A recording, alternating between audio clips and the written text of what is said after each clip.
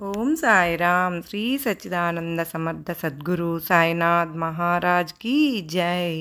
సాయిబాబా సన్నిధిని వీక్షించుచున్న సాయి బిడ్డలందరికీ నా హృదయపూర్వకమైన నమస్కారములు. ఎలా ఉన్నారు ఫ్రెండ్స్? అందరూ బాగున్నారు కదూ? మన సాయినాథుని దయ వల్ల అందరూ బాగుండాలని మనస్ఫూర్తిగా బాబావారిని కోరుకుంటూ ఉన్నానండి. ఈరోజు బాబావారు సాయి స్ఫూర్తిలో దేని గురించి మనకు సందేశం ఇవ్వబోతున్నారు అంటే, నీ భవిష్యత్తు బాబా ఆధీనమైతే బ్రతుకంతా కాంతిమయం. చీకటిగా ఉన్నప్పుడు దీపం కోసం వెతుకుతాం కదా, వెలుతురులో మనకు అన్నీ స్పష్టంగానే కనిపిస్తాయి. మనకి కనపడిన దానిని అనుసరించి ఏది మంచో ఏది చెడో నిర్ణయించి మనం ముందుకు నడుస్తూ ఉంటాం. ఇది మామూలుగా నడిచే దారి విషయం. అయితే మనిషికి జరిగిపోయిన భూతకాలం, జరుగుతున్న వర్తమానం బాగానే తెలుసు. అయితే భవిష్యత్తులో ఏమవుతుందో తెలియదు కదా, ఎందుకంటే మనం త్రికాలజ్ఞులం కాదు కదా. అందుకని మనకేం తెలియదు. భగవంతునికి గతమే కాదండి, రాబోయే జన్మ కర్మలన్నీ కూడా తెలుసు. అందుకే మనం ఏ పని చేసినా ముందు బాబావారిని ప్రార్థించాలి. నేను ఈ దారిలో వెళ్ళాలనుకుంటున్నాను, ఈ పని చేయాలనుకుంటున్నాను బాబా, కానీ మీ నిర్ణయం ప్రకారమే నడుస్తాను, నాకు కర్తవ్యం నిర్దేశించు అని వేడుకోవాలి. సమాధానికై త్వరపడకూడదు, వేచి ఉండాలి. ఎందుకంటే ఒక్కోసారి బాబా మన నమ్మకాన్ని పరీక్షిస్తారండి. సమాధానం చెప్పరు. అప్పుడు దృఢచిత్తంతో బాబా, నా చేతిలో దీపం చిన్నది, 2 అడుగుల తర్వాత ఏముందో కనపడదు, నాకున్న జ్ఞానం తక్కువ, ఎలా అడుగు వేయాలో తెలియదు, నీవు వచ్చి నా చేయి అందుకుంటేనే నేను ముందుకు నడవగలుగుతాను అని మనం బాబావారిని ప్రార్థించాలి. బాబా వారికి మన మనసులో ఏముందో తెలుసు. కాబట్టి మన భక్తి నిజమైతే గనక, మనం నమ్మకం దృఢమైతే బాబావారు వచ్చి చేయి పట్టుకుంటారండి. పాము కాటుకు గురైన వారు జీవించటం, స్వస్థత లేని వారు స్వస్థత పొందటం బాబా లీలలే కదా. మరి ఇప్పుడైనా మనం బాబావారిని శరణు వేడితే సమయానికి వచ్చి చేయి పట్టి మన కష్టాలను దాటిస్తారండి. కాంతిమయమైన జీవితం మనకు ప్రసాదిస్తారు మన బాబావారు. మనం బాబావారు చేయి పట్టుకుంటే ఏముంది, ఇంకా మనకంతా శుభమే జరుగుతుంది. అయితే నిన్న అరుణాచలంలో ఎంత బాగా జరిగినాయండి. అవన్నీ కూడా మనం ఈరోజు కూడా భగవాన్ని తలుచుకున్నాము. దేహ భ్రాంతి విడిన భగవాన్. అరుణాచలం కోనేటికి ప్రక్కనే ఉన్న తోటలో ఆయన భగవాను తాను కట్టుకున్న వస్త్రాన్ని చింపి ఒక కౌపీనంగా పెట్టుకున్నారు. నిర్యాణం అయ్యే వరకు కూడా కౌపిందారుడే. తాను బ్రాహ్మణుడని తెలిపే యజ్ఞోపవీతం ఒంటిపై ఎందుకు? జగజ్జనకుడైన అరుణాచలేశ్వరుని పుత్రుని నేను కనుక తాను వర్ణనాతీతుడను. అందుకని జంధ్యాన్ని కూడా తీసి పారేసేశారు. గుహల యందును ధ్యానమగ్నుడైనప్పుడు, పాతాళలింగ గుహలో ధ్యానమగ్నుడై ఉన్నప్పుడు కూడా శరీరాన్ని కీటకాలు, తొండలో పురుగులు తొలిచి వేస్తున్న, నెత్తురు చీము కారుతున్న భగవాన్ రమణులకు అసలు తెలియకుండానే జరిగిపోయింది. అంతలా అయినా ధ్యానమగ్నులయ్యేవారు. దినముల తరబడి ధ్యాన నిమగ్నుడై కూర్చుని ఉండు చేత బాహ్య ప్రపంచ జ్ఞానము కలిగిన సమయములో ఎందు మాత్రం ఎవరైనా కొంత ఆహారము అక్కడ పెట్టినా తింటూ ఉండేవారు. ఎప్పుడైనా సుమారు 3 సంవత్సరములు అన్నపానీయములు లేక దేహమును విస్మరించి నిద్ర కూడా మాని సమాధిలో గడిపారు. ఆ సమయంలో చుట్టుపక్కల ప్రజలు భగవాన్ని ఏమని పిలిచేవారు? బ్రాహ్మణ స్వామి అని పిలిచేవాళ్ళంటండి. దాదాపు 18 నెలల పాటు భగవాన్ కేశ సంస్కారం అంటూ ఏమీ లేదు.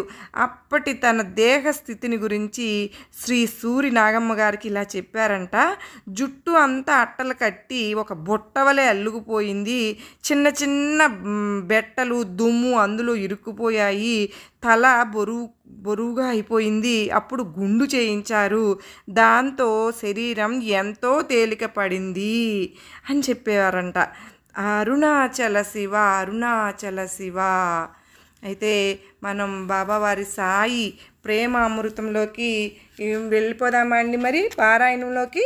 అయితే పారాయణ ఏదైతే ఉన్నదో అదే సత్.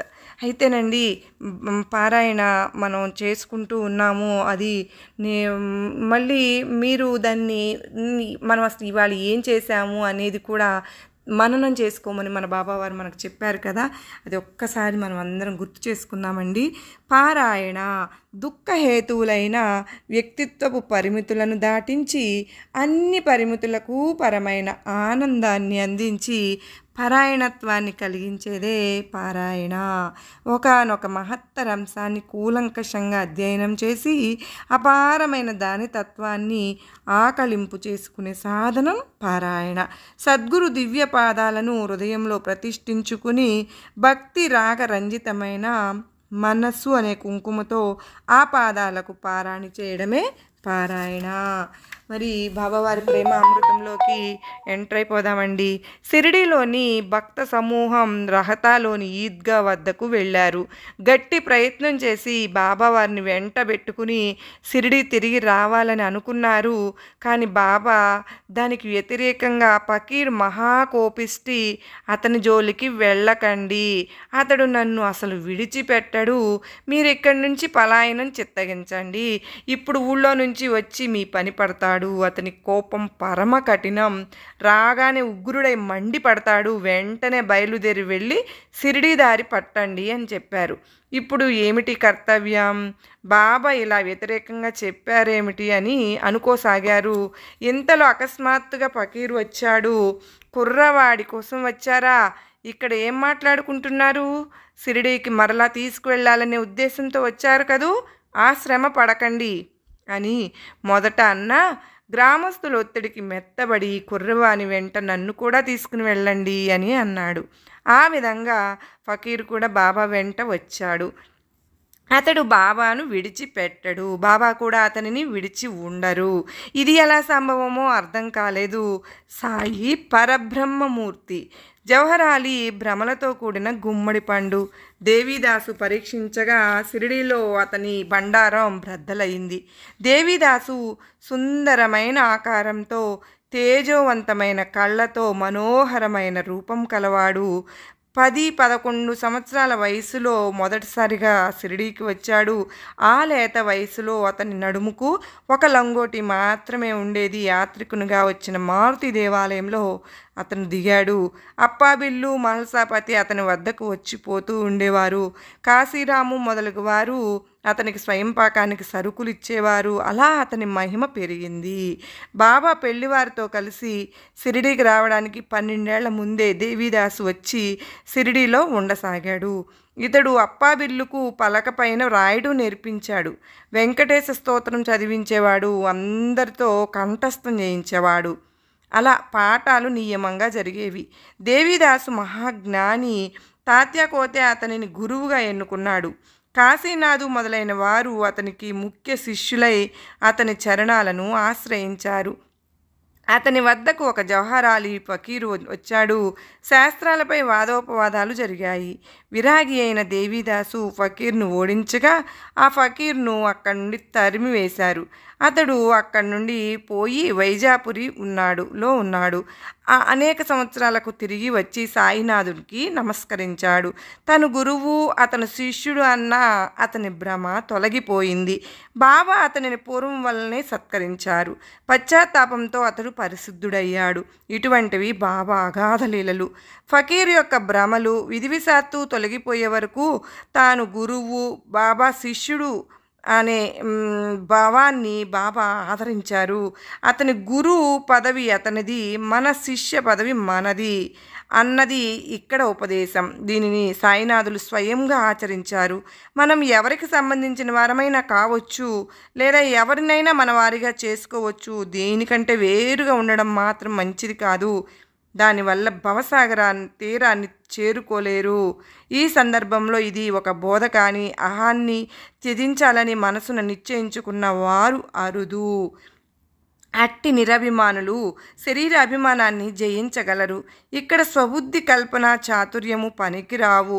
తమ హిత్వాన్ని సార్థకం చేసుకున్నట్లు అట్టివారు పరమార్థాన్ని సాధించటానికి ఎవరికైనా శిష్యులవుతారు. విషయాలకు అతీతమైన బాబా యొక్క మనస్థితిని గమనించిన వారంతా విస్మయం చెందేవారు. బాబా లేత వయస్సును చూసి, మనోహర రూపాన్ని చూసి జనులు విడ్డూరపోయేవారు. జ్ఞానుల శరీర వ్యవహారాలు వారి పూర్వ కర్మానుసారం జరుగుతాయి. వారికి ప్రారబ్ధ కర్మల భారం బాధలు ఉండవు. కర్మకు కర్తలమని వారు తలపోయరు. సూర్యుడు అంధకారంలోకి ప్రవేశించనట్లు జ్ఞానుల బుద్ధి ద్వైత భావంలో ఉండదు. వారికి విశ్వమంతా ఆత్మస్వరూపమే. వారు అద్వైతంలో ఉంటారు. గురు శిష్యుల ఈ వ్యవహారాన్ని సాయి యొక్క పరమ భక్తుడైన మహల్సాపతి చెప్పగా ఆద్యంతము అట్లాగే వినిపించాను. ఈ కథను ఇంతటితో చాలించి ఇంతకంటే గహనమైన తరువాతి చరిత్రను యథాప్రకారంగా చెబుతాను. సావధానంగా శ్రవణం చేయండి. మసీదు పూర్వం ఎలా ఉండేది? ఎలా శ్రమపడి నేలను చదును చేశారు? సాయి హిందువా లేక ముసల్మానా అన్నది ఎవరికీ నిశ్చయంగా తెలియదన్న విషయము. దౌతి పోతి ఖండ యోగాది ప్రక్రియల గురించి, భక్తుల కర్మలను బాబా అనుభవించటం మొదలైన విషయాలను తరువాత మనవి చేస్తాను. హేమట్ సాయికి శరణజొచ్చి వారి చరణ ప్రసాదమైన ఈ కథా నిరూపణాన్ని శ్రవణం చేస్తే దురిత నివారణము పుణ్యపావనమని చెబుతున్నాడు. స్వస్తి స్త్రీ సంత సజ్జన ప్రేరితము భక్త హేమట్ పంత్ విరచితము అయిన శ్రీ సాయి సమర్థ సచ్చరితంలో శ్రీ సాయి పునః ప్రకటనమను 5వ అధ్యాయము సంపూర్ణము. శ్రీ సద్గురు సాయినాథార్పణమస్తు. శుభం భవతు. అయితే మనం ఎస్టర్డే బాబావారి పారాయణం కొనసాగించలేకపోయాం కదా, ఈరోజు కంటిన్యూ చేసుకుందామండి. శ్రీ సాయి సచ్చరిత్ర 6వ అధ్యాయము. శ్రీ గణేశాయ నమ, శ్రీ సరస్వత్యై నమ, శ్రీ గురుభ్యోం నమ, శ్రీ కులదేవతాయ నమ, శ్రీ సీతారామచంద్రాభ్యాం నమ, శ్రీ సద్గురు సాయినాథాయ నమ. ప్రాపంచిక వ్యవహారంలోనైనా పరమార్థంలోనైనా సద్గురువే మనల్ని నడిపించే నావికుడు అయినప్పుడు వారే మనల్ని తీసుకుని వెళ్ళి ఆవలి ఒడ్డున దించుతారు. సద్గురువు అన్న పదం మనసులో మెదలగానే మొదట సాయియే గుర్తుకు వస్తారు. ప్రత్యక్షంగా వారు మన ఎదుట నిలిచి తమ అభయహస్తాన్ని మన శిరస్సున ఉంచుతారు. దునిలోని విభూతితో ఉన్న వారి వరద హస్తం మన మస్తకాన్ని తాకగానే హృదయంలో ఆనందం ఉప్పొంగుతుంది. ప్రేమ కళ్ళ నుండి ప్రవహిస్తుంది. గురువు యొక్క కరస్పర్శలోని విశిష్టత ఆశ్చర్యకరం. ఆ స్పర్శ ప్రళయాగ్నిలో కూడా దహింపబడని సూక్ష్మ శరీరాన్ని దహింపజేసి భస్మీభూతం చేస్తుంది. దేవుని కథా విశేషాలను వింటే శిరోవేదన కలిగి అసంబద్ధంగా వాగే వారికి కూడా అది స్థిరత్వాన్ని కలిగిస్తుంది. సాయి తమ కరకమలాన్ని శిరస్సుపై ఉంచితే అనేక జన్మల పరిపక్వ పాపాలు ప్రక్షాళనమై భక్తులు పావనములవుతారు. వారి సుందర రూపాన్ని చూస్తూ ఉంటే పరమ ఆనందంతో కంఠం గద్గదమవుతుంది.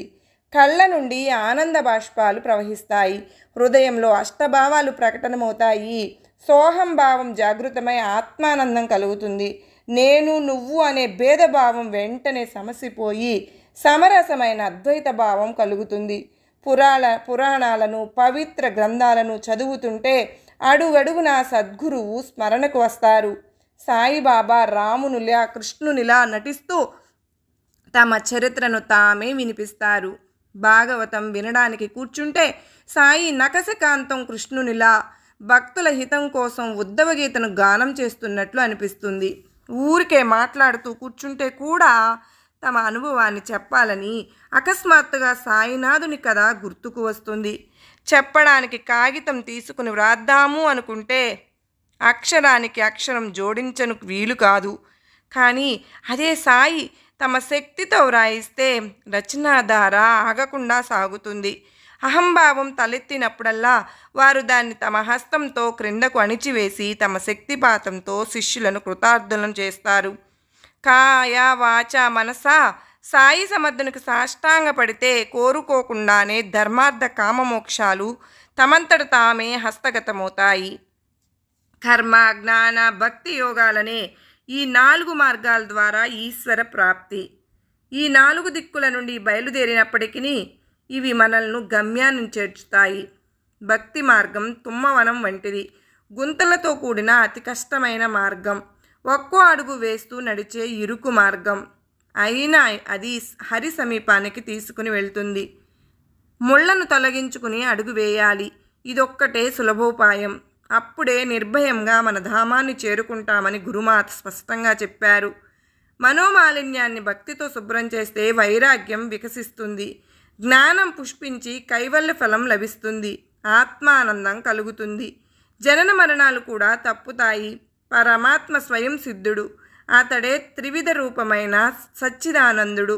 ఉపాధిని గ్రహించి భక్తులకు జ్ఞానబోధ చేయడానికి ప్రకటనమయ్యాడు. పరమాత్మ సత్వ, రజస్, తమో గుణాలనే 3 గుణాలతో వ్యక్తమవగానే మాయ కూడా క్రియాప్రయుక్తమై సత్వ, రజస్, తమో గుణాలను సుస్పష్టంగా వ్యక్తం చేసింది. మట్టితో తయారైన ఒక విశిష్ట ఆకారం పేరు కుండ. అది బ్రద్దలవుతే నామరూప వికారాలు పోతాయి. ఈ అకలి జగత్తు మాయ నుండి వచ్చింది.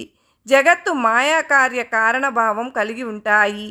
వాస్తవానికి మాయయే సాకారమై ప్రత్యక్షంగా జగత్తు రూపంలో ఉద్భవించింది. ఈ జగత్తుకు మునుపు మాయ బయటికి వ్యక్తం కాని స్థితిలో పరమాత్మలో లీనమై అవ్యక్తంగా ఉండేది. అంటే ఇది వ్యక్తమైనప్పుడు పరమాత్మ రూపం, అవ్యక్తంగా ఉన్న పరమాత్మ రూపమే. ఈ విధంగా ఈ మాయ పరమాత్మకు ప్రతిరూపం, పరమాత్మకు అభేదం. ఈ మాయ తమోగుణం నుండి చలనం లేని నిర్జీవ జడ పదార్థాన్ని నిర్మించింది. ఇది ఆమె మొదటి క్రియ. తరువాత మాయ యొక్క రజోగుణం పరమాత్మ యొక్క చిత్కళతో కలిసి ఉభయ స్వభావ గుణాలతో విశ్వచైతన్యమైంది. అటు తరువాత మాయ యొక్క సత్వగుణం బుద్ధితత్వాన్ని నిర్మించింది. ఇందులో పరమాత్మ యొక్క ఆనంద గుణం మిళితమవ్వగా అక్కడితో పదార్థాలను అక్కడితో ఆ లీల సంపూర్ణమైంది. ఈ విధంగా మాయ మహావికారి. క్రియోపాధిని గ్రహించినంత వరకు, పైన తెలిపిన పదార్థాలను నిర్మించినంత వరకు త్రిగుణాలు అవ్యక్తంగానే ఉంటాయి. గుణానురూపమైన క్రియను చేపట్టనంత వరకు మాయ వ్యక్తం కాదు. అంటే ఏ క్రియ చేయక అక్రియగా ఉన్నంత వరకు అది అవ్యక్తంగానే ఉంటుంది. మాయ పరమాత్ముని కార్యమైతే ఈ జగత్తు మాయ యొక్క కార్యం. సర్వం కల్విదం బ్రహ్మ. దృశ్య జగత్తు అంతా బ్రహ్మయే అన్న ఈ తత్వం బ్రహ్మ, మాయ మరియు జగత్తు ఈ మూడింటి యొక్క ఐక్యతను తెలుపుతుంది. ఈ మూడు ఒక్కటే అన్న అభేదాన్ని నిశ్చయంగా అనుభవపూర్వకంగా పొందాలని కోరుకునేవారు వేదశాస్త్రాలను అధ్యయనం చేయాలి. సారాసార విచారశక్తి, వేదశాస్త్రాలు, శృతులు, స్మృతులు, గురువచనాలు, వేదాంత వాక్యాల అనుభవం పరమ ఆనంద ప్రాప్తిని కలిగిస్తాయి. నా భక్తుల గృహాలలో అన్న వస్త్రాలకు లోటు ఉండదు అని సాయి అభయమిచ్చిన విషయం భక్తులకు అవగతమే. నన్ను అనన్యంగా భజించే వారి యొక్క మరియు నిత్యము పవిత్ర మనసుతో నన్ను సేవించే వారి యోగక్షేమాలు వహించడం నా వ్రతం. ఈ భగవద్గీత వచనాన్ని ప్రమాణంగా తీసుకోండి. ఇక్కడ అన్న వస్త్రాలకు కొరతే ఉండదు. వాని కొరకు మీ శక్తిని వ్యర్థం చేసుకోకండి అని సాయి అన్నారు. లౌకికమైన గౌరవ మర్యాదలను వదిలిపెట్టి దేవుని ద్వారం వద్ద తలను వంచండి. దేవుని ఎదుటే కొంగు చాచండి. దేవుని అనుగ్రహాన్ని పొందండి. లోకులు గౌరవించినంత మాత్రాన తమను తాము మరిచిపోవాలా? ఆరాధ్యమూర్తి యొక్క అంతఃకరణం కరుణతో కరిగిపోయి చెమటలు పట్టాలి. ఈ ధ్యేయం మీదే ప్రీతి కలగాలి. సర్వ ఇంద్రియాలకు భక్తి పిచ్చి పట్టాలి. ఇంద్రియ వికారాలు భక్తి వైపు మొగ్గాలి. ఇక ఇతర కోరికలు ఏముంటాయి? ఇతర విషయాలపై ప్రీతి లేకుండా ఎల్లప్పుడూ భజన జరగాలి.